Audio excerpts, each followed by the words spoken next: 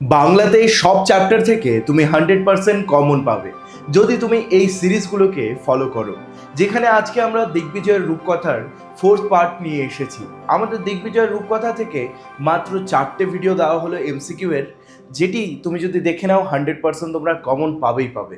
এবং অন্যান্য যে গল্প বা কবিতাগুলি রয়েছে, যেমন আদরিণী বা ধর্ম কবিতা, সেগুলো তোমরা পেয়ে যাবে একদমই এই ডেসক্রিপশনে দেওয়া বাংলা প্লে লিস্টের মধ্যে। সেখানে গিয়ে অবশ্যই দেখে নিও। তবে আজকে প্রথম যে এমসিকিউটি রয়েছে, নিশ্চিত পৌঁছবো, কে পৌঁছবে? এখানে লাইনটি হবে নিশ্চিত পৌঁছবো সেই খরজুরের দ্বীপে। কে পৌঁছবেন? এখানে কবি নিজে সেই খরজুরের দ্বীপে পৌঁছবেন, মানে সাফল্যের দ্বীপে। তাহলে এখানে দুয়োরানি নয়, সুয়োরানি নয়, এখানে হচ্ছে কবি বা কথক। নেক্সট কোশ্চেনে আমরা আসছি, যেখানে নিশ্চিত পৌঁছবো, কোথায় পৌঁছানোর কথা বলা হয়েছে আর কে পৌঁছবে? আমি একটু আগেই বললাম যে কবি নিজে সেই খরজুরের দ্বীপে বা খেজুরের দ্বীপে পৌঁছবেন, এবং এই আমরা ডিসকাসও করলাম যে সেটি হচ্ছে খেজুরের দ্বীপ, তাই না? তবে নেক্সট কোশ্চেনে আসি আমরা, কবি কথক কিভাবে খরজুরের দ্বীপে পৌঁছবেন? তিনি সেই যে সাফল্যের দ্বীপ বা খেজুরের দ্বীপ, সেখানে কি করে পৌঁছবেন? নিজের দেহের শক্তির দ্বারা? এরকম তো কিছু বলা হয়নি। মানসিক জোরের দ্বারা হতে পারে। অস্ত্রের আমফালনে, মানে অস্ত্র ইউজ করে? না, একদমই না। বিশ্বাস ও ভালোবাসার জোরে? ইয়েস, এটা হচ্ছে পারফেক্ট অ্যান্সার। কারণ তিনি বলেছেন মায়ের কাছ থেকে তিনি দুটো আশীর্বাদ পেয়েছেন, যেটি হচ্ছে একটা বিশ্বাস আর একটি ভালোবাসা, আর সেটি দিয়ে তিনি পৌঁছে যাবেন সেই খরজুরের দ্বীপে। ওকে, তবে ঘ নাম্বারটা বেশি পারফেক্ট, তাই এটা আমি কারেক্ট করলাম। দিগ্বিজয়ের রূপকথা কবিতাটি কবিতা অনুযায়ী মানুষের দিগ্বিজয়ী হতে প্রয়োজন।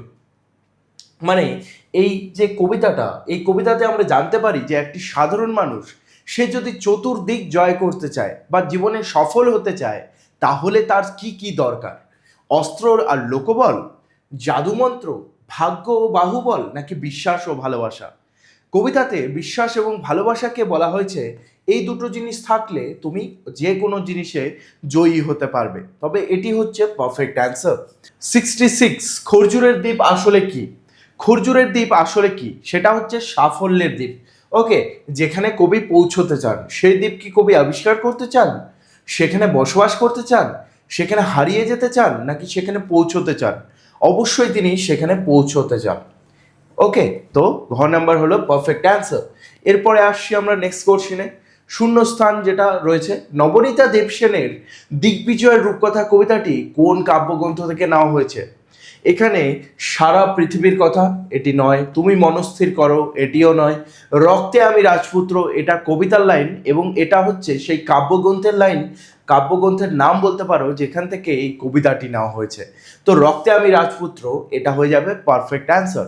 আরেকটা কথা বলা হয়েছে যে একটা স্টুডেন্ট মেসেজ করেছিল বা কমেন্ট করেছিল যে আমাদের স্কুলের স্যার তো বললো এটা প্রথম প্রত্যয় থেকে নেওয়া হয়েছে, মানে প্রথম প্রত্যয়ে একটা কাব্যগ্রন্থ আছে, সেখান থেকে এই কবিতাটি নেওয়া হয়েছে। প্রথম প্রত্যয়ে এই কবিতাটি পরে প্রকাশিত হয়েছিল, সবার আগে এটি প্রকাশিত হয়েছিল রক্তে আমি রাজপুত্র এই কাব্যগ্রন্থে। তারপরে এই রক্তে আমি রাজপুত্রের মধ্যে যেই যেই কবিতাগুলো ভালো রয়েছে, সেগুলোকে আবার নিয়ে যাওয়া হয় প্রথম প্রত্যয়ে ওই কবিতা গ্রন্থের মধ্যে বা কাব্যগ্রন্থের মধ্যে। এই তোমাদের একটা ইয়ে রয়েছে, কি বলবো, এটা কনফিউশন রয়েছে, এটা ক্লিয়ার করতে চাই। রক্তে আমি কি হবে? এখানে আমরা এখনই দেখলাম রক্তে আমি রাজপুত্র, এ নাম্বার বা ক নাম্বারটা পারফেক্ট অ্যান্সার। শূন্যস্থান, হলিনী বা কি, কোনটা হবে? দুঃখিতা, ব্যথিতা, উপেক্ষিতা, নাকি দুঃখিনী? এটা হয়ে যাবে দুঃখিনী। হলিনী বা দুঃখিনী জননী। নেক্সট কোশ্চেন, শূন্যস্থান পূরণ করো। ড্যাশ যেতে হবে, বলো কি হবে এটা? যুদ্ধ জয়, দিগ্বিজয়, নাকি মৃগয়ায়, নাকি পর্বত আরোহণে? কোনটা হবে? দিগ্বিজয়ে যেতে হবে, তাই না? একদম প্রথম লাইনের দিকে আমরা এটিকে দেখতে পারি। তারপর শূন্যস্থান, দিগ্বিজয় যেতে হবে, ড্যাশ দিলেন সাজিয়ে। কে সাজিয়ে দিয়েছিল তাকে? তাকে পাটরানী, ছোট রানী, দুয়োরানী, নাকি সুয়োরানী? কে সাজিয়ে দিয়েছিল? দুয়োরানী। তার নিজের মাকে তিনি দুয়োরানী বলেছেন। ওকে, নেক্সট কোশ্চেন, শূন্যস্থান পূরণ করো। ড্যাশ নেই, ধনুক, ড্যাশ শিরস্থান, কি নেই? কবচ কুণ্ডলও নেই, কবচ নেই, কুণ্ডল নেই, নাকি শিরস্থান নেই? তোমাদের কোনটা মনে হয়? কবচ কুণ্ডলও নেই, ধনুক তুনির শিরস্থান কিছুই নেই। এটা হয়ে যাবে পারফেক্ট অ্যান্সার। মনে রাখবে কবচ কুণ্ডলও, শুধু কবচ বলা হয়নি, কবচ কুণ্ডলও বলা হয়ে গেছে। ঠিক আছে, কবিতার লাইনগুলো দেখবে। আর যারা যারা আমার অ্যানিমেটেড ভিডিওটা দেখোনি এই দিগ্বিজয়ের রূপকথার, সেটির লিঙ্ক আমি ডেসক্রিপশনে দিয়ে রাখলাম, যেখানে অ্যানিমেশনের মাধ্যমে এই পুরো কবিতাটিকে লাইন বাই লাইন আমি বুঝিয়েছি। সেখান থেকে তুমি প্রতিটি লাইন একবারে ভালো মতো বুঝে নিতে পারবে, সহজ অর্থ, গভীর অর্থ, এবং প্রতিটি ওয়ার্ডেরও আমি মানে বলেছি। তাই অবশ্যই দেখে নিও। আর যদি তুমি এটা পরীক্ষার সময় দেখছো এই ভিডিওটি, তাহলে আমি বলবো নিচের ডেসক্রিপশনে পার্ট 1, 2, 3, 4 সবগুলোর আমি লিঙ্ক দিয়ে রাখলাম, অবশ্যই দেখে নাও। এই 4টে ভিডিও যদি তুমি দেখে নাও, দিগ্বিজয়ের এই যে রূপকথা কবিতাটির সমস্ত এমসিকিউ তোমার 100% কমন থাকবে। আর পরীক্ষার সময় আরও সাজেশন ব্যাচেস আসবে, সাজেশন সেই ভিডিওস আসবে, সেগুলো অবশ্যই ফলো করো এবং আমার চ্যানেলকে সাবস্ক্রাইব করে নিও। ড্যাশ কিছুই ছিল না, কোন জিনিসটি ছিল না? পাগড়ি ছিল না, পাগড়ির কথা বলা হয়নি। উকিস না, মুকুটের কথা না। শিরস্ত্রাণ, এটার কথা বলা হয়েছে যে শিরস্ত্রাণ ছিল না, মানে মাথার যে সেই হেলমেটটা সেটাও ছিল না। ওকে, তো এটা কবিতার মধ্যে আছে, বাকিগুলো কোনোটাই নেই। শূন্য স্থানে কি রয়েছে? শুধু ড্যাশ দুটি সরঞ্জাম, সরাম না, এখানে সরঞ্জাম হওয়া উচিত। আশীর্বাদী দুটি সরঞ্জাম, যেটি তার মা তাকে দিয়েছিল। তো আশীর্বাদী এই অ্যান্সারটা হয়ে যাবে। আর বাকি যতগুলো ওয়ার্ড আছে এগুলো কখনোই তোমার কবিতার মধ্যে ছিল না।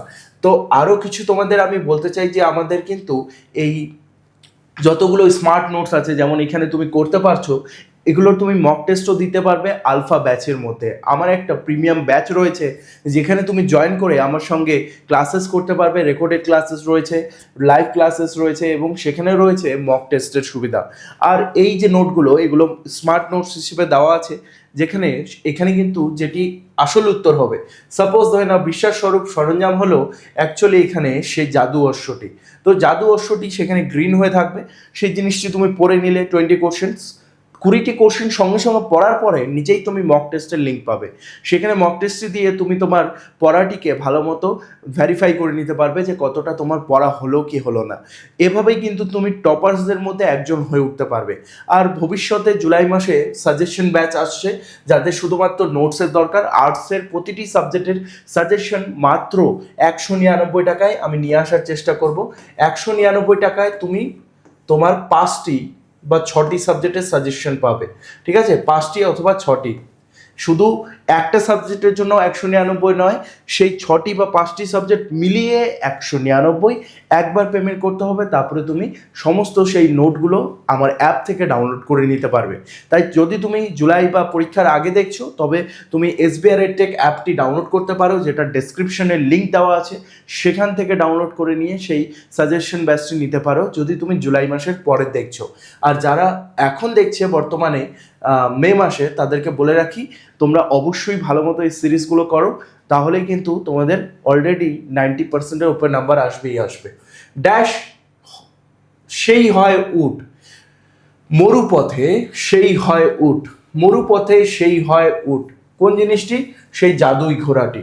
এবার আমি ডিরেক্টলি কিভাবে বলছি, কারণ আমি কবিতাটি 1-2বার টেক্সট বই থেকে পড়েছি এবং আমি নিজে অ্যানিমেশন ভিডিওটা 2-3বার দেখেছি। তোমরাও অবশ্যই টেক্সট বইটি খুলে সেই অ্যানিমেটেড ভিডিওটি দেখো, যেখানে আমি কিন্তু লাইন বাই লাইন পড়িয়েছি, তুমি ডিরেক্টলি অ্যান্সার বলতে পারবে। রাজপথে বলে কোনো কথা নেই, মরুদ্যান বলে নাই, তেপান্তরে আসে কিন্তু তেপান্তরে উট হয় না, তেপান্তরে কি হয়? পক্ষীরাজ হয়। আশীর্বাদ স্বরূপ প্রাপ্ত ড্যাশ সপ্তডিঙ্গা হয়ে ভাসে। আশীর্বাদ স্বরূপে তিনি কি পেয়েছিলেন? প্রথমে তো তিনি একটা ঘোড়া পেয়েছিলেন, জাদু অশ্ব, আর তিনি আরেকটা জিনিস পেয়েছিলেন তলোয়ার, তাই না, যেটাকে মন্ত্রপুত অসি বলা হয়েছে। তাহলে সেই সিন্ধু জলে সপ্তডিঙ্গা কে হয়ে ভাসে? সেই জাদু অশ্বটা। তো জাদু অশ্ব সিন্ধু জলে সপ্তডিঙ্গা হয়ে ভাসে, জাদু পক্ষী নয়, জাদু রথ নয়, বা জাদু দণ্ড নয়। ওকে, নেক্সট কোশ্চেনে আমরা আসছি। আকাশে ড্যাশ আর ড্যাশ সাজে সিন্ধু জলে। আমরা এটা তো জানি যে সপ্তডিঙ্গা সাজে সিন্ধু জলে, কারণ একটু আগেই করলাম। আকাশে তাহলে কি হয়? আকাশে পুষ্পক সাজে, পুষ্পক মানে রথ। সেই রামায়ণ মহাভারতে যে আমরা দেখতাম রথগুলি আকাশে উড়ছে, সেই পুষ্পকের কথা বলা হয়েছে। তাহলে আকাশে পুষ্পক সাজে আর সপ্ত ডিঙ্গা সাজে সেই সিন্ধু জলে। ওকে, কোনো খেচর নয়, পুষ্পক বা ডিঙ্গা নয়, বা পক্ষীরাজ বা সপ্তডিঙ্গা নয়। পক্ষীরাজটা কোথায় সাজে? তেপান্তরে সাজে। ওকে, তো খ নাম্বারটা হয়ে গেল পারফেক্ট অ্যান্সার। তোমাদেরকে কিন্তু আমি এভাবেই সমস্ত চ্যাপ্টারগুলো সলভ করিয়ে দেবো এবং ইম্পর্টেন্টগুলো বলে দেবো। ওকে, তো তোমরা ভালো মতো সবগুলো চ্যাপ্টার এই সিরিজগুলো কমপ্লিট করো। তোমরা যদি ভাবছো বাকি ভিডিওসগুলো কোথায় পাবো স্যার, তাহলে ডেসক্রিপশনে বাংলা প্লেলিস্ট বলে একটা লিঙ্ক দেওয়া আছে, সমস্ত ভিডিও সেখানেই পেয়ে যাবে। আর যদি তোমাদের প্রিমিয়াম ব্যাচেস দরকার হয় এবং এই নোটগুলো তোমাদের দরকার হয়, তাহলে তুমি আলফা ব্যাচটি নিতে পারো। মাত্র 149 টাকায় আমি পুরোপুরি বাংলাটি তোমাদের থার্ড সেমিস্টার পড়াচ্ছি। আর কোনো এক্সট্রা চার্জেস নয়, মান্থলি চার্জেস নয়, এটা শুধুমাত্র একবার পেমেন্ট করতে হবে 149 টাকা। যাদের যাদের মনে হয় যে স্যার আপনার কাছে ইংলিশটাও পড়বো, তাহলে বাংলা আর ইংলিশ মিলিয়ে মাত্র 299 একবার পেমেন্ট করতে হবে। একবার পেমেন্ট করে তুমি পুরো থার্ড সেমিস্টার আমার কাছে পড়তে পারবে, যেখানে ডাফ অ্যান্ড ডাফের মতো বিখ্যাত বই, Wren Martin question bank solve করিয়েছি এবং ভবিষ্যতে এবিটিএ যেটা রয়েছে সেটিও তোমাদেরকে সলভ করাবো। শুধু তাই নয়, সেখানকার 5-6টি সেটও তোমাদের সুন্দরভাবে আমি সলভ করে দেবো এবং তোমাদেরকে বলে দেবো কোন কোন কোশ্চেনগুলো বারবার রিপিট হয়েছে এবিটিএ, প্রশ্ন বিচিত্রা এবং অন্যান্য সেই কোশ্চেন ব্যাংকগুলোতে।